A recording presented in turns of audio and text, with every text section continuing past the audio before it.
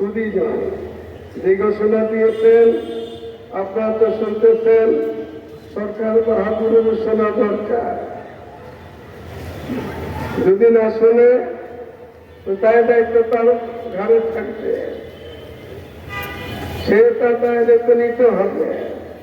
একটা মশলার উপরে এই দেশ, আলিম ওলামার দেশ, পীর দরবেশের দেশ, নৈতিক মাদ্রাসার দেশ, হাজি সরকারি সাহেবের দেশ, মুফতি মহাদেশের দেশ, নাস্তিকের দেশ না, গাজী নাপাক কাফেরদের দেশ না। এটা কেন আপনি দিতে পারতেছেন না?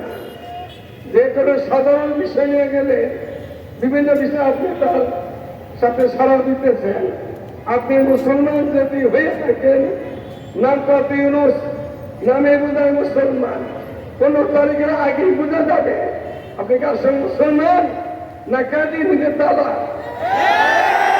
আপনি আসল মুসলমান বেহুদিদের তালা, আপনি আসল মুসলমান না খ্রিস্টানদের তালা, আপনি আসল মুসলমান না হিন্দু মতের তালা।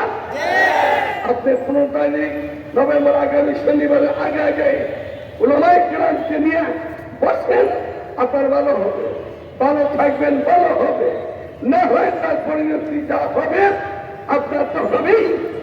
বাংলাদেশের মুসলমানের ইমান আমল যে খেলাধুলা করবেন না, কোন নবমে আপনার ময়দানে আসেন, আপনি সে ওয়াজ করেন, বক্তৃতা দেন, দেবীকে আপনি মানুষের ওয়াজ করে শোনান।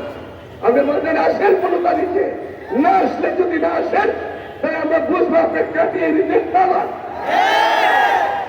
এত কথা শেষ করে দিলাম। সমাবেশ কায়েম করার জন্য ভাই পূর্ববর্তী ঘোষণা দিচ্ছি, সারা বাংলার মুসলমান যারা এখানে আছি তারা সকলেই সবাই মতো চলে আসবো। আল্লাহ আমাদের তৌফিক দান করেন।